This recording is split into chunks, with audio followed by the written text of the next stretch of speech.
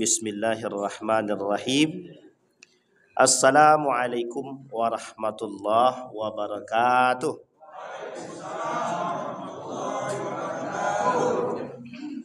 Alhamdulillahi rabbil alamin. Alhamdulillahilladzi arsala rasulahu bil huda wa dinil haqq liyudhhirahu 'alad dini kullih wa kafa billahi syahida. Ashhadu an la ilaha illallah wahdahu la syarikalah wa ashhadu anna Muhammadan abduhu wa rasuluh la nabiyya ba'd. Allahumma salli wa sallim wa barik ala hadzal nabiyil karim. Allahumma salli ala Muhammad wa ala ali Muhammad fil alamin innaka Hamidum Majid. Ya ayyuhalladzina amanu taqullaha wa qulu qawlan sadida yuslih lakum a'malakum wa yaghfir lakum dzunubakum wa may yuti'illaha wa rasulah faqad faza fawzan azimah. Puji syukur kehadirat Allah dengan mengucapkan alhamdulillahirabbil alamin, bersalawat kepada Nabi dengan mengucapkan Allahumma salli ala Muhammad wa ala ali Muhammad fil alamin innaka Hamidum Majid. Bapak Ibu sekalian yang berbahagia, mudah-mudahan di maghrib ini Allah melimpahkan rahmat dan karunia-Nya kepada kita semua yang hadir husnul khatimah. Untuk orang tua kita yang telah mendahului, Allah tempatkan di tempat terbaik di sisi-Nya, Allah terima amal ibadahnya, Allah sehatkan, Allah kuatkan, insyaallah kita semua selalu bisa berbakti kepadanya, amin. Kemudian untuk orang tua kita yang masih hidup, mudah-mudahan istiqamah husnul khatimah dan diluaskan rezeki, disehatkan dan diberkahi. Amin ya rabbal alamin. Di malam hari ini saya ingin menyampaikan satu hal dalam hadis baginda Nabi Muhammad sallallahu alaihi wasallam. Kata Nabi di dalam hadis ini tentang kembalinya masa, akan datang satu masa, kata Nabi, manusia itu akan kembali kepada masanya dahulu. Di dalam satu hadis ini dengan secara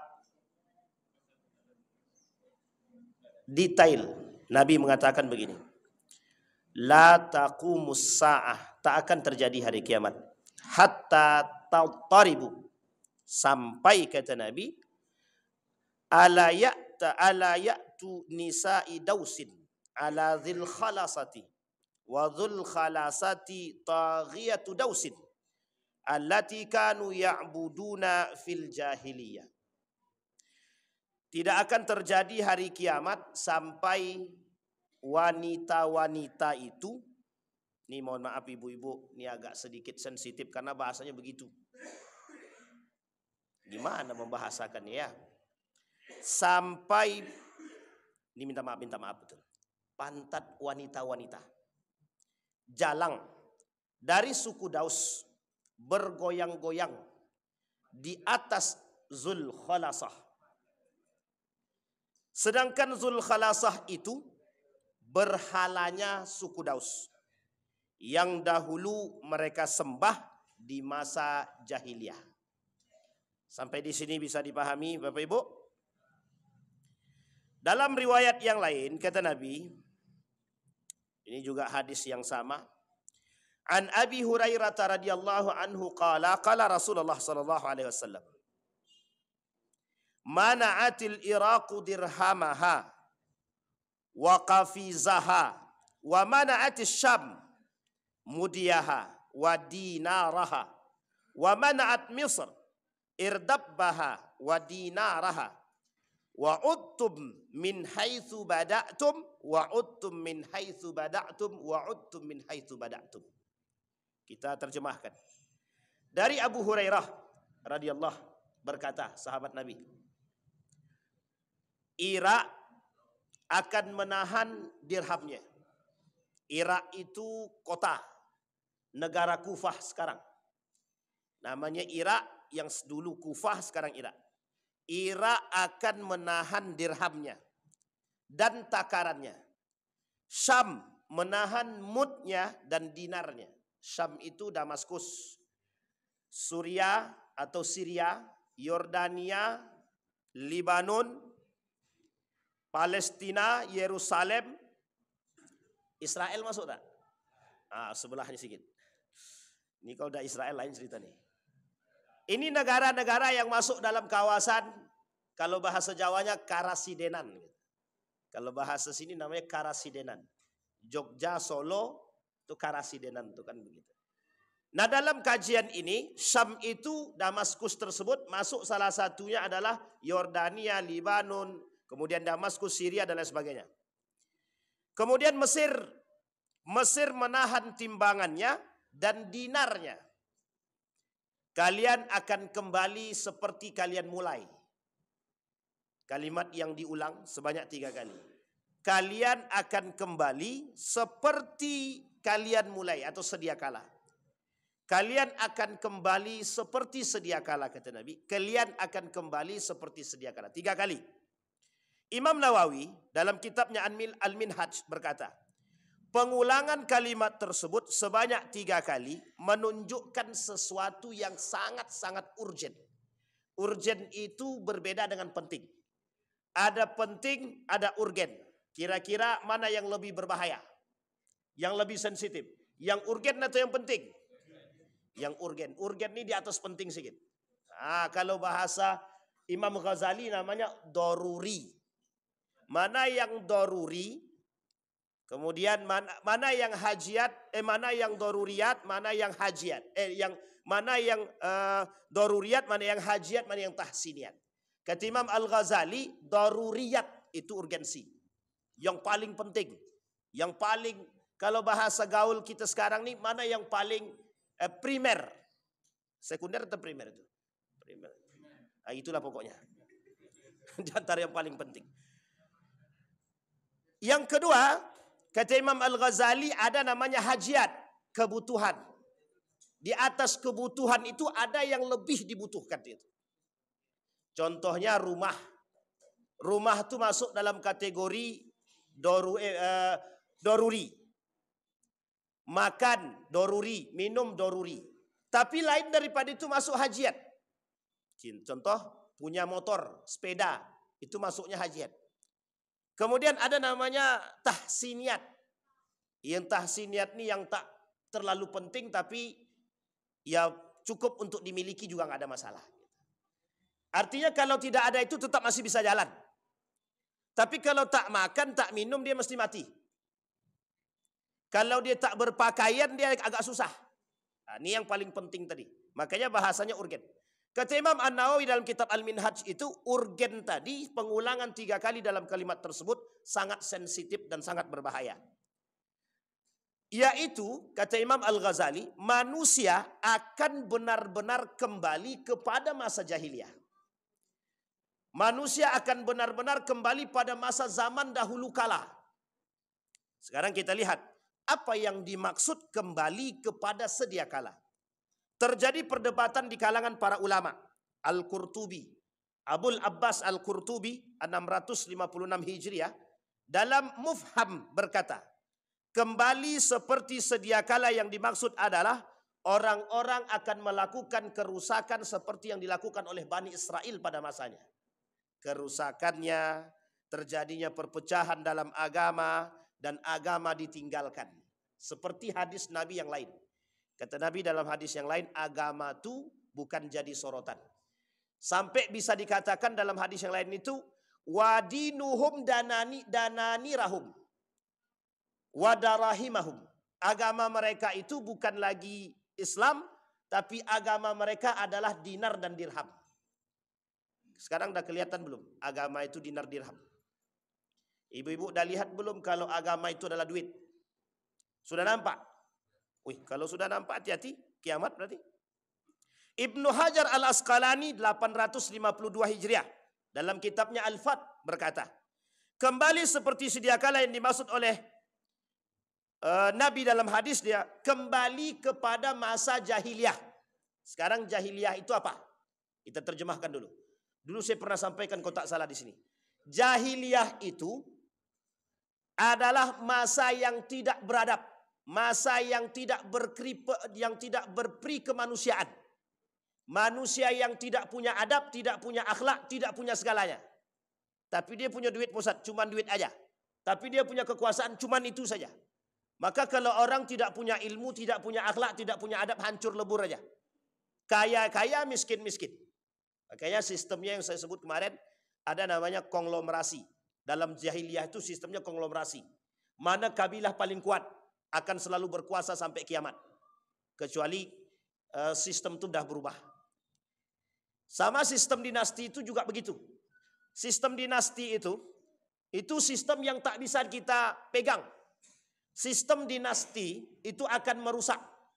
Karena dalam satu generasi itu mesti akan ada generasi yang bebal, rusak. Generasi yang rakus mesti ada. Misal Ridwan punya generasi ke bawah. Dari generasi Ridwan soleh, di bawah Ridwan soleh. Mesti di bawah di generasi yang sebelum ketujuh biasanya ada yang tak soleh itu. Itu mesti begitu biasanya. Biasanya begitu. Kecuali zuriat baginda Nabi. Itu pun di bagian ini ada yang tak juga. Kita ambil contoh. Saya sampaikan sama Bapak Ibu. Apakah semua daripada habaib itu, ini mohon maaf jangan tersinggung, kita harus luruskan yang bengkok aja. Apakah semua zuriat Nabi itu betul adanya jalannya? Tidak semua. Idrus Ramli pernah membantah dan mengkritik Aswajah. Bukan hanya Muhammadiyah dan Salafi yang dikritik beliau, bukan. Tapi Aswajah dikritiknya di depan para habaib. Apa kata dia? Para habaib minta maaf. Jangan sampai jamaah mengikut habaib tapi yang habaibnya menyimpang, kata dia. Coba bayangkan. Berarti tandanya para zuriat juga ada. Artinya setiap garis keturunan yang dimulai dari yang soleh mesti ada nanti generasi yang mohon maaf, yang agak menyeleweng itu. Itu di antara para anak-anaknya. Ya ada juga itu yang agak-agak nakal sedikit ada. Dan itu artinya generasi. Jadi tidak semuanya. Nabi Yakub alaihissalam punya anak namanya banyak. Banyak sekali anak. Berapa anaknya? 12. Ada Yahuda, ada Levi. Di antara sekian banyak ada enggak yang enggak betul? Hampir banyak tuh. Yahuda itulah para pengkhianat awal mula cerita Yahudi. Jadi Yahuda nih nanti dari silsilah Yahuda inilah munculnya kaum Yahudi itu. Yahuda punya anak. Nah, jadi nanti Yahuda punya cicitnya Yahuda inilah yang merubah jadi Yahudi itu. Jadi panjang ceritanya. Jadi ini generasi. Sistem dinasti itu merusak. Muawiyah bin Abi Sufyan. Pada masanya dinasti Umayyah hancur. Pertanyaannya hancur karena apa? Cinta dunia kan? Cinta harta, cinta kekuasaan, cinta wanita. Habis. Dinasti Abbasiyah. Dari awal bagus. Abbas bagus. Sampai bawah. Ada Harun ar-Rasyid. Sampai terus Marwan. Terus bagus. Di akhir kepemimpinan. 3 kepemimpinan terakhir. Hancur.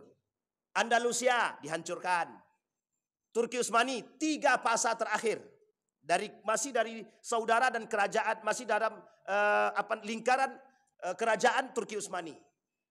3 terakhir sekuler, cinta kekuasaan, cinta harta, cinta wanita habis. Begitu terus menerus. Kata Ibnu Hajar Al-Asqalani, itu orang yang kembali yang disebut oleh Nabi dalam hadis itu kembali kepada masa jahiliyah katanya. Masa jahiliyah ini masa yang apa? Masa yang tidak beradab. Masa yang tidak punya peradaban. Di mana manusia hanya mengandalkan otot dan mengandalkan kekayaan. Dia kaya berkuasa, dia tak kaya miskin dah. Habis. Orang miskin tak akan bisa berkuasa. Makanya Nabi Yusuf menggulingkan. Diganti sama Nabi Yusuf. Apa kata Nabi Yusuf? Pokoknya kalau aku naik, nanti kata Nabi Yusuf, ini bahasa kita.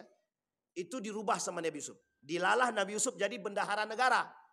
Menjadi bendahara negara dirubah sama Nabi Yusuf. Yang kaya harus miskin, yang miskin harus kaya. Yang kaya jadi miskin itu yang kaya yang tidak punya adab. Yang kaya yang tak punya perhatian. Dibuat Nabi Yusuf jadi miskin. Apa kata Nabi Yusuf? Ketika orang kaya dulu pernah kaya, kemudian jadi miskin, datang kemudian meminta beras. Nabi Yusuf tahu, wajah orangnya kenal. Dulu dia orang kaya, ditanyain tuh sama tukang sekretaris tuh. Kata Nabi Yusuf, ente kenal nggak dia? Kenal. Dulu dia kaya, pelitnya minta ampun, miskin, bakhil banget lah. Kata sekretar, tak usah kita kasih lagi. Kata Nabi Yusuf, kasih dia 2. Biar dia tahu rasa. Nabi Yusuf itu kasih pelajaran. Dikasih 2. Setelah dikasih 2 sama Nabi Yusuf sampaikan. Kemudian apa kata orang yang kaya tadi, yang sudah jadi miskin tadi? Ternyata tidak semua orang yang berganti wajah tersebut mau membalas dendam atas kekikiran yang dia lakukan. Jadi jangan salah. Dan ini kejadian. Kata Nabi Yusuf, pandanglah orang itu dengan sisi kemanusiaan. Jangan pandang manusia itu dengan sisi yang lain. Artinya apa? Jangan pandang dengan kekuasaan. Jadi kalau kita memandang orang itu dengan kekuasaan, rendah orang itu semua. Dan itu Nabi sampaikan, kata Nabi, tidak akan terjadi hari kiamat sampai manusia akan merendahkan orang yang rendah di bawah dia. Nah, itu sudah terjadi sekarang, Pak. Ini saya kasih contoh. Bapak Ibu jangan tersinggung ya. Siapapun dia jangan tersinggung. Misal nih Bapak Ibu, misal. Kalau ada bupati datang ke rumah Bapak Ibu, kira-kira apa yang Bapak Ibu siapkan? Semua yang ada di rumah kalau bisa dikeluarkan tuh. Yang tak punya pun mencari. Pokoknya aku pinjam duit lah. Sediakan makannya, sapinya, kambingnya. Pokoknya semua disediain. Kalau perlu ada karpet emas kita sediakan. Tiba yang datang orang tak mampu, dianggapnya ini orang ini pasti mau minta duit nih, katanya. Dah tutup pintu katanya. Begitulah karakter manusia sekarang. Jadi ketika orang terhormat datang, belum tentu orang terhormat itu datang membawa keberkahan. Tapi ingat, setiap orang miskin yang datang ke rumah kita datang dengan doa, sekalipun dia pura-pura miskin. Mesti datang dengan doa. Pernah terjadi? Pernah. Kami pernah lakukan Pak penelitian. Bukan penelitian sebenarnya, hanya pengamatan. Dari kita ambil waktu itu sekitar 10 orang. Yang ternyata 10 orang ini pura-pura miskin. Setiap dia datang, itu selalu melontarkan doa. Kami dah beberapa kali itu. Ustaz, kami dari panti asuhan A. Kita kasih Pak. Semoga Allah memberikan keberkahan pada Pak Ustaz. Keluarga sakinah mawaddah warahmah. Kita intil itu apa ya? Kita ikuti dari belakang. Ternyata tempat yang dia bilang nihil Pak, kosong, enggak ada. Nipu apa tidak? Tapi coba datang dengan doa. Belum tentu orang yang di atas kita datang dengan kehormatan. Dan belum tentu orang yang terhormat yang datang tadi yang kita hormati menghormati kita. Ini poin penting. Kenapa saya sampaikan? Meskipun tidak semua. Tapi kita hari ini masih membedakan mana yang kita anggap manusia berwibawa terhormat sesuai dengan tahta. Sesuai dengan kasta. Kita tak tengok dia sesuai dengan kemanusiaan. Tapi kita masih tengok dia sesuai dengan kasta. Oh, zaman jahiliyah begitu. Kalau yang datang orang miskin, pada masa itu kau miskin, kau budak, kau pasti kau datang sini mau pinjam duit kan? Kata orang kaya begitu. Maka datang Nabi Muhammad, Nabi datang, Nabi samakan tuh semuanya. Apa kata Nabi? Mau kaya, mau miskin, semua di tempat sama. Satu-satunya tempat yang tidak membedakan, masjid. Tapi orang sekarang, saf pertama dibuatnya untuk bupati. Itu buatnya untuk gubernur. Nah, itu yang menjadi masalah itu. Besok jangan begitu Pak. Sama semua. Mau soft paling depan, siapapun datang duluan dia berhak di depan. Jangan dihalang-halangi. Dan itu terjadi itu Pak. Kita kecam betul itu perbuatan demikian. Untuk menghormati boleh kita menghormati. Kalau dia datang tepat waktu. Kalau dia datang lambat jangan ditunggu. Sampai setengah jam nunggu dia. Azan sudah setengah jam nunggu. Nah, itu mati kita sudah. Artinya kita manusia nih pandang sisi kemanusiaan. Jangan pandang sisi kasta. Nabi dah kata begitu, kata Nabi. Di akhir zaman tuh manusia pandang bukan karena kemanusiaan tapi kasta. Dia merasa terhormat dikunjungi orang. Tapi ketika ada orang datang yang tak mampu, yang seolah-olah dia minta maaf. Dia kadang nampakkan muka pun tidak. Baik, kembali kepada masa tadi. Kemudian Imam As-Suyuti bilang begini. Dalam syarah Muslim berkata, Islam datang dalam keadaan terasing dan akan kembali dalam keasingan. Badal Islam gharib wa sayaudu kama badal gharib. Ini sudah kita sampaikan dalam beberapa pertemuan. Sekarang Bapak Ibu sekalian yang berbahagia. Kita lihat kasus yang terjadi yang disampaikan oleh Nabi. Dalam kasus ini, kembalinya manusia kepada kejahilian oleh para ulama hadis mencoba menerjemahkan. Ini poin pentingnya adalah bahwa kembalinya manusia pada sisi ketidakberadaban. Artinya apa? Karakter-karakter yang ditampakkan pada masa jahiliyah, Allah tampakkan kembali di akhir zaman. Orang yang rakus Allah tampakkan. Pada masa dahulu terjadi. Maka ada peribahasa mengatakan jahiliyah sekarang, bukan peribahasa. Ada orang yang mengatakan jahiliyah sekarang lebih jahiliyah daripada jahiliyah dahulu. Orang dahulu jahiliyah dia tak punya ilmu. Ilmu tak ada. Karena yang mengajarkan terbatas. Perpustakaan tak ada. Baru ada perpustakaan itu pada masa Khalifah Harun ar-Rasyid yang besar. Tapi pada masa dinasti Umayyah sudah dibuat di perpustakaan yang kecil. Pada masa dinasti Umayyah itu pernah terjadi, dibangunlah di madrasah-madrasah itu perpustakaan. Tapi pada masa Khalifah Harun ar-Rasyid dinasti Abbasiyah dibangun perpustakaan yang besar. Itu baru Islam tersebar. Secara keilmuan, para ilmuwan bermunculan. Pada masa itu tidak. Pada masa jahiliyah tidak. Bahkan mereka bebas melakukan apapun. Kau mau pinjam duit, ya balikkan 100%. 70 ribu balikkan, berarti 140. Waktu itu, siapa yang tak mau pinjam? Karena butuh, tak ada, semua pinjam. Makanya sistemnya, yang kaya semakin kaya, yang miskin semakin miskin. Karena pada sistem itu, ditopang dengan sistem perbudakan dan lain sebagainya. Sehingga orang miskin tak mungkin bisa jadi kaya, budak tak mungkin bisa merdeka. Karena sejauh dia budak, maka turunan dia akan jadi budak. Ammar ibn Yasir, bapak dia budak, ibu dia budak, anak dia budak, Yasir pun jadi budak. Budak terus, tidak dimerdekakan. Sampai di sini bisa dipahami Bapak Ibu. Ini karakteristik. Kata Nabi ini fitnah. Tazharul fitan, muncul fitnah-fitnah itu. Nah, itu yang pertama. Kenapa kok jahiliyah sekarang oleh para ulama dikatakan lebih jahiliyah daripada dahulu? Jahiliyah sekarang mereka tidak bodoh tapi pintar. Hanya saja kepintaran sekarang lebih rendah daripada kepintaran mereka sekarang lebih rendah daripada nafsu mereka itu sendiri. Jadi kembali kepada satu pernyataan oleh Allah dalam Al-Quran. Allah sebut itu, manusia di akhir zaman itu lebih hina daripada binatang. Kenapa lebih hina? Dia punya akal, binatang tak punya akal. Sehingga ketika kita katakan, binatang itu lebih hina daripada Anda, itu wajar Pak. Binatang tak punya akal. Binatang cuma punya nafsu saja. Dia tak berpakaian, telanjang. Tapi sekarang manusia berilmu, berakal, berotak, beriman, harusnya beragama. Kenapa dikatakan oleh agama lebih hina daripada binatang? Kita lihat dulu sebab turun ayat ini. Ada sebabnya? Ada. Tidak mungkin Allah turunkan itu sesuatu. Mungkin ada ayat-ayat yang tidak turun tanpa sebab. Ada ayat yang turun dengan sebab. Kita rujukkan coba. Apa maksud Allah mengatakan ada manusia yang lebih hina daripada binatang? Kita lihat tuh urutan ayatnya. Ternyata ini diperuntukkan kepada Bani Israel yang mereka tidak menggunakan akalnya setelah Allah berikan kelebihan kepada mereka. Allah kata buat Bani Israel, kami akan lebih utamakan kalian atas kelebihan kalian jika beriman. Tapi kalau tak beriman, maka kami tak lebihkan. Justru ternyata Bani Israel justru membangkang lebih daripada pembangkangan.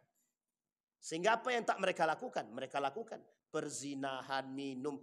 Uniknya, puncaknya, Bani Israel membuat Tuhan setelah mengerti Tuhan. Nah, ini yang paling penting Pak. Bani Israel membuat Tuhan setelah mengerti Tuhan.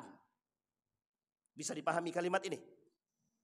Keluar tuh Nabi Musa, selesai dari kejaran. Selesai dari kejaran, kata jamaahnya kepada Nabi Musa, tuh tengok. Mereka saja punya Tuhan yang mereka sembah. Kami bosan, tidak ada yang kami sembah, kata dia. Akhirnya apa yang terjadi? Kata Nabi Musa, kalian itu sudah umat yang lebih baik, kata dia. Nabi Musa kata sama mereka kepada Bani Israel, kalian inilah lebih baik, kata dia. Ternyata Nabi Musa naik ke Bukit Tursina, turun lagi mereka sudah punya patung baru. Coba bayangkan. Ilustrasi. Dikiaskan dalam keadaan sekarang, dikiaskan.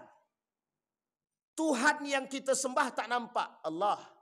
Tapi ternyata Allah sekarang punya tandingan. Tandingannya siapa? Tandingannya adalah Tuhan yang baru. Maka dikatakan buat Bani Israel, mereka ketika itu tidak punya ilmu. Akal mereka terbatas apa yang mereka lihat. Manusia sekarang, apa yang tak dipelajari oleh manusia? Agama dia pelajari dengan sebaik mungkin. Setiap sisi ada orang yang mengajarkan agama. Setiap sisi ada orang yang memberikan nasihat. Tapi mengapa mereka kembali dan dikatakan sebagai orang yang lebih berbahaya daripada binatang? Yang lebih hina. Karena mereka lebih cinta kepada dunia ketimbang cinta kepada akhirat. Sederhana atau tidak? Sederhana. Kalimat ini selalu diulang-ulang. Saya Bapak Ibu sekalian yang berbahagia. Akhir-akhir ini, Bapak Ibu boleh cek, boleh lihat di YouTube. Kajian para asatid siapapun. Baik internasional maupun nasional. Ceklah. Rata-rata kajiannya kembali ke situ semua. Peringatan tentang akhir zaman. Kiai Haji Idrus Ramli dalam ceramah terbaru dia sampaikan tentang kritikan terhadap Aswaja. Apa dia kata? Fitnah yang terjadi di akhir zaman, kata dia. Kembalinya orang pada penyimpangan setelah lurus. Coba bayangkan. Kita ambil cerita, Pak. Pada masa dahulu ada 5 orang soleh. Ini 10 ya. 5 orang soleh. 5 orang soleh ini yang selalu tidak disebut nabi, tapi soleh. Bukan nabi soleh ya.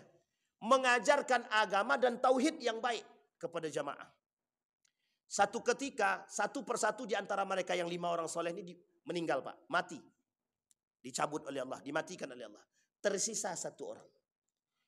1 orang ini sebelum mati dia berwasiat. Jagalah oleh kalian apa yang telah kami ajarkan kepada kalian. Sesungguhnya ini adalah agama nenek moyang kami yang akan mengantarkan kalian kepada jalan yang lurus. Apa kata iblis setelah dia meninggal? Setelah dia meninggal, apa kata iblis? Kalian buatlah patung untuk mengenang mereka. Ingat kalimat ini ya. Kalian buatlah patung untuk mengenang 5 orang. Kalimatnya apa? Mengenang. Ada kalimat menyembah di situ? Tidak ada, cuma mengenang. Orang beriman tadi bilang begini. Padahal dalam agama kami tidak diajarkan membuat patung. Apa jawaban iblis kemudian dalam hasutan dia? Bukan untuk disembah, hanya untuk dikenang. Apa yang menjadi asbabnya? Yang menjadi asbab terpengaruhnya orang yang membuat patung tadi? Apa kata dia? Iya juga, kan cuman untuk dikenang perjuangan mereka. Sekarang kita lihat. Banyak orang-orang yang membangun patung demi mengingat perjuangan. Dan itu asal muasal. Singkat cerita patung dibuat. Generasi pertama, setelah 5 orang ini meninggal, punya generasi pertama, 5 patung tadi sudah jadi, mereka ceritakan kepada anak mereka. Generasi pertama menceritakan pada generasi kedua, bahwa mereka ini orang soleh, yang mengajarkan kebaikan kepada kita. Generasi kedua mengajarkan kepada generasi ketiga masih sama. Pada generasi 4 ke 5 berubah. 5 orang soleh berubah menjadi Tuhan. Sampai di sini bisa dipahami? Baik, 1. Cerita kedua. Ada seorang pemuda yang sangat terkenal akan kesolehannya. Pemuda yang soleh ini, satu ketika dia keluar dari rumah, satu kampung tahu kalau dia ini orang soleh. Ini diceritakan oleh para ulama, bahkan ada difilmkan.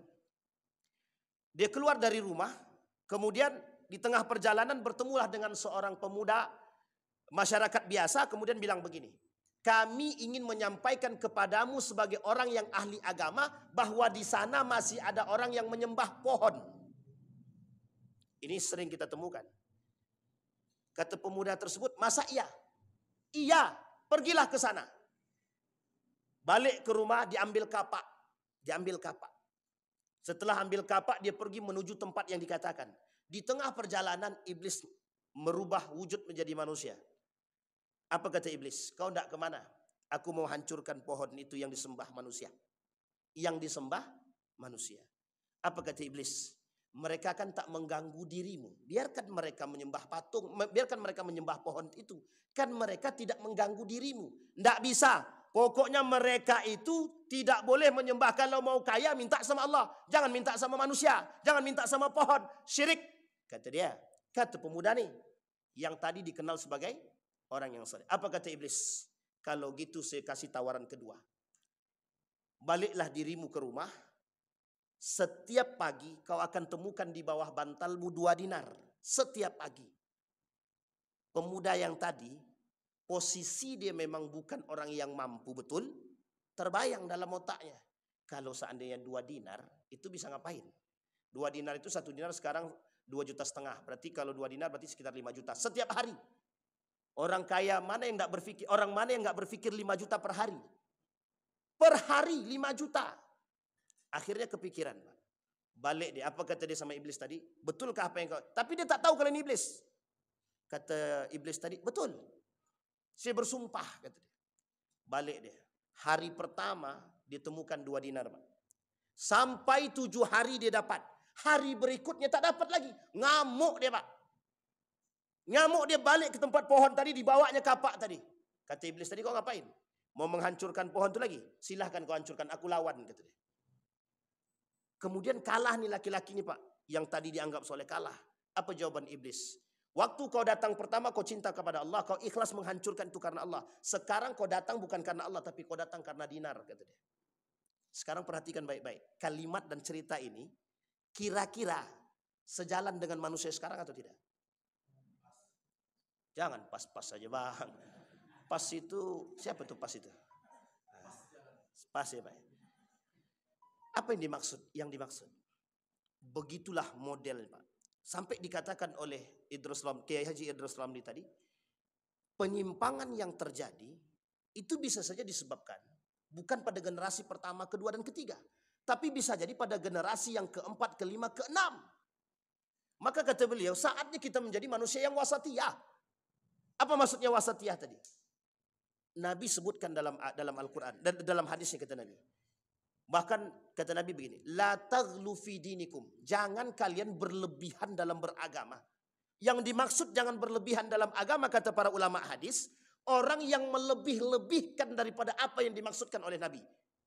Maka tadi siang saya baca buku, satu buku judulnya Ulumul Quran, karangan Muhammad Subhi Saleh. Dalam judul Asbabun Nuzul atau ilmu asbabin nuzul. Ilmu tentang asbab. Apa yang saya baca di situ? Yang saya baca di situ, cara memahami hadis dan Al-Quran dalam pandangan asbab. Maksudnya bagaimana? Sesuatu yang turun untuk kita, ayat yang turun, yang ada sebabnya. Ingat ya, kalimatnya ada sebabnya. Jangan cepat-cepat dipelajari, jangan cepat-cepat dicocokologi. Tapi lihat asbab sebelumnya. Dan lihat asbab yang akan datang. Dan lihat karakter kalimatnya. Sehingga kalimat ini kadang-kadang punya kaitan dengan sebelumnya dan punya kaitannya dengan setelahnya. Sehingga kita tidak bisa mengeneralisir satu makna tersebut. Sama seperti apa yang tadi saya sampaikan. Apa yang saya katakan? Kalimat bahwa Allah akan menghancurkan Bani Israel dengan kejahiliahan mereka. Kalimat ini tidak diperuntukkan seutuhnya buat Bani Israel. Tapi juga diperuntukkan buat kita yang sekarang. Kenapa jahiliyah itu? Kenapa dibahasakan kalimatnya jahiliyah? Dan tidak langsung dicamkan kepada orangnya. Kita ambil contoh. Kaum Samud. Siapa kaum Samud itu? Kaum Samud tahu Bapak Ibu ya? Nah, ini kita singgung sedikit. Fitnah yang terjadi. Fitnah yang muncul di tengah kita yang kita harus khawatirkan juga. Tapi kita lihat prosesnya. Bagaimana hukumnya. Ini kaum Samud tahu ya? Di mana kaum Samud itu Bapak Ibu? Ada yang tahu? Di Mesir. Betulkah? Kaum Samud ini di Madain. Madain itu di Al-Ula. Di mana Al-Ula itu? Di mana Pak? Di Saudi Arabia. Yang sekarang dibuat tempat wisata dan destinasi. Yang dalam satu hadis, dia ada 3 hadis kalau saya tak salah, saya khilaf, saya ada 3 hadis. Dalam 3 hadis tersebut, Nabi melarang untuk datang ke sana, bahkan meminum airnya. Lihat kalimatnya Pak, kalimatnya. Dalam hadis itu kata Nabi, jangan berhenti di situ dan jangan meminum airnya. Ulama berbeda pendapat dalam maksud ini. Yang dimaksud oleh Nabi, jangan berhenti di situ Maksudnya apa? Jangan melihat ke sana, jangan masuk ke sana kecuali dalam keadaan menangis. Artinya kalau menangis bersedih. Bersedih dalam arti kata mengingat apa yang dilakukan oleh kaum Samud. Baik, kita rujuk kepada sejarah Nabi Samud. Kaum Samud. Kaum Samud pada masa Nabi siapa? Nabi tadi ada adik kita yang bilang, Nabi siapa tadi? Nabi Su'aib apa Saleh? Saleh. Saleh. Nabi Saleh punya apa? Punya apa mukjizatnya? Satu saja. Mukjizatnya apa? Yang sangat terkenal sampai hari ini. Onta Nabi Saleh. Yang kalimat itu Allah sebut dalam Al-Quran terbelahnya bukit yang cukup menjadi sejarah yang dikenal. Kita singkatkan cerita ini. Kata para ulama, persoalan unta Nabi Saleh. Kita lihat karakter yang terjadi apa? Karakter yang terjadi pembangkangan. Nabi Saleh bilang, aku dikasih mukjizat. Mukjizat ini memunculkan onta dari batu. Bahasa batu itu bahasa dahulu. Kalau bahasa sekarang tak sama dengan batu yang disebut dengan bukit. Keluarlah tuh onta yang disebut dalam hadis dalam ayat itu dari batu. Onta keluar memiliki keajaiban yang susunya diperas tak akan pernah berhenti. Singkat cerita, setelah selesai kata pemimpinnya, kalau seperti ini banyak yang akan mengikut Soleh. Dibunuhlah. Dibunuh dulu. Onta dibunuh, selesai. Singkat cerita Bapak Ibu sekalian yang berbahagia.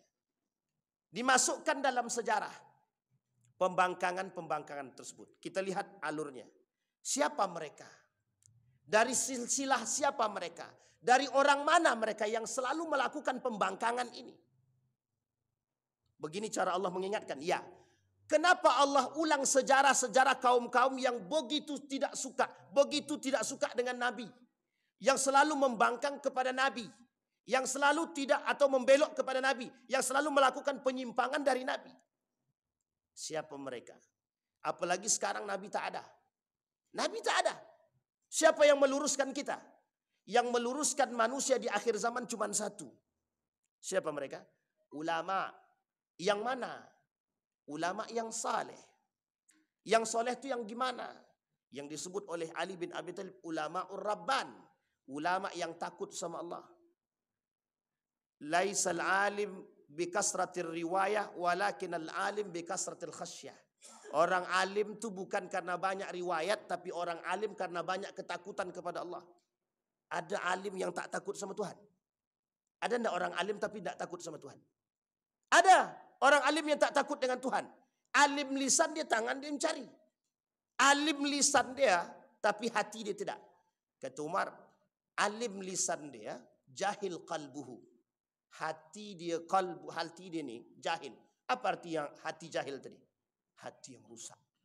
Kembali kepada poin tadi Bapak Ibu sekalian berbahagia. Kata Nabi, karakter yang terjadi hari ini, kita rujuk kepada Saudi Arabia sedikit di satu tempat. Sampai ulama membuat begini. Apa hukum mengunjungi al-ula? Sampai keluar nih. Padahal hadisnya ada. Tapi keluar para ulama mencoba mencari jawaban. Apa kata ulama Saudi Arabia? Bolehnya menjadikan al-ula tempat destinasi wisata religi. Satu. Jangan dulu diapa-apakan. Kita lihat dulu. Dalam pandangan yang kedua. Dalam pandangan yang kedua, apa kata para ulama? Lihat dulu tempat yang dikunjungi. Karena di al-ula ini banyak tempat-tempat yang terjadi. Yang kedua. Yang ketiga, bisa jadi, kata mereka, yang dimaksud itu bukan yang itu. Bisa jadi yang dimaksud oleh Nabi dalam hadis dia bukan al-ula yang ada di Saudi Arabia. Bisa jadi di tempat yang lain. Sampai di sini bisa dipahami. Sehingga mohon maaf Bapak Ibu. Tempat ini, al-ula ini, yang pertama, jadi tempat destinasi wisata yang kelak akan menjadi satu-satunya wisata terbaik di situ. Yang kedua, akan diadakan kongres negara-negara Islam di situ. Deklarasi. Nanti akan terjadi deklarasi, akan dibuat deklarasi di situ. Kalau saya tak salah sudah pernah terjadi. Sekarang yang ingin kita pandang, apa yang dilakukan oleh mereka? Fitnah yang tadi pada hadis yang pertama kita cek. Pada hadis yang tadi, mohon maaf ya ibu-ibu ya. Kata Nabi, fitnah jahiliyah itu salah satunya adalah perempuan-perempuan itu nampak pantat dia bergoyang-goyang di atas daus. Daus itu, di atas daus. Daus itu, bukan daus, berhala. Di atas berhala. Dan berhala itu untuk kaum-kaumnya daus. Sekarang kita rujuk. Di Riyadh dulu terjadi replika Ka'bah yang dijoget orang di atas tanpa busana. Maaf, ini bukan cocokologi, bukan. Tapi kenapa kok bersamaan? Satu, itu terlalu sering kita ke sana Ustaz. Kita coba keluar dari Saudi bisa? Bisa Pak, kita kembalikan kepada negara yang lain. Kita lihat sekarang. Bapak Ibu kembali ke mana? Dubai. Bapak Ibu kembali ke mana? Ke Qatar. Ini negara Islam. Saya tak ambil negara Eropa. Kalau negara Eropa kita tak usah kita pikir.